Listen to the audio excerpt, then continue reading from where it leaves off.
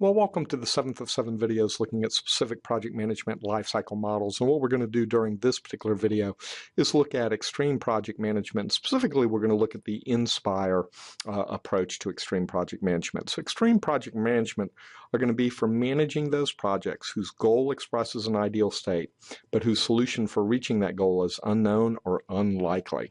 All right.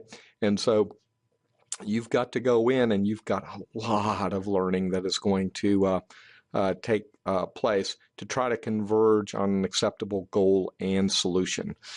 So again, tremendous amount of learning is going to take place. Scope is in scope.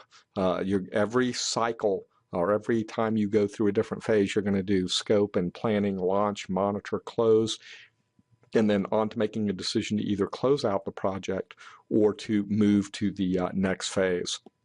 High speed, because you want to make sure that you can get to a point where you can make a decision either to continue with the project or abandon it. These are high-risk projects. High change, a lot of scope changes going to be taking place, both in terms of solution and goal, and very high uncertainty. The strengths are you can keep options open as late as possible because you don't know that much, and it allows you to look at partial solutions as you're going through. Those aren't much for strengths. Lots of weaknesses. You may be looking for solutions in the wrong place. All of this risk may not pay off. You may not see any business value at all coming from this. So again, you've just got to have the right mindset going into an extreme project of how these things tend to roll out. Well, let's look at the Inspire approach. So Inspire stands for Initiate, Speculate, Incubate, and Review. And what you're going to do in each of these phases, the initiate is where you start off, you've got a goal, you build your project overview statement, you build what your project time box and cost is going to be, how much time and cost do you have, how many phases are you going to have in the length, and then where you're willing to make trade-offs and prioritization in that scope triangle. Once you kind of have that framework, you move into this kind of a series of cycles where you're going to speculate, incubate, and review.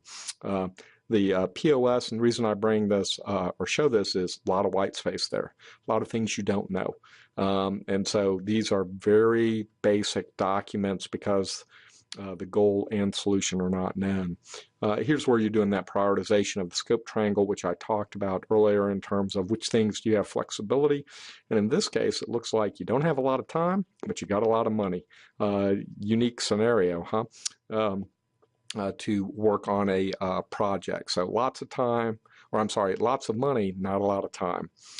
In the speculate phase, you're going to build your conditions of satisfaction, look at vignettes, scenarios, stories, and user cases to kind of build out what the requirements are going to be during the phase, make a decision on go, no go, and then start planning for the later phases that are going to occur.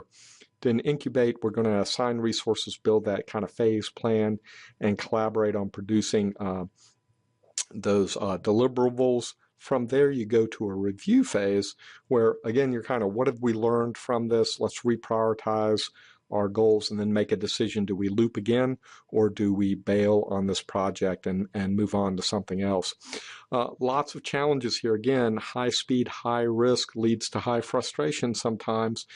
Sponsors have a hard time accepting all of this variable scope. And many want a more simplistic version of the truth that just isn't going to exist. These are high-risk projects. Client must be heavily involved in the project, and if they're not, it's not going to work. And then you're going to have to adapt based on changing conditions.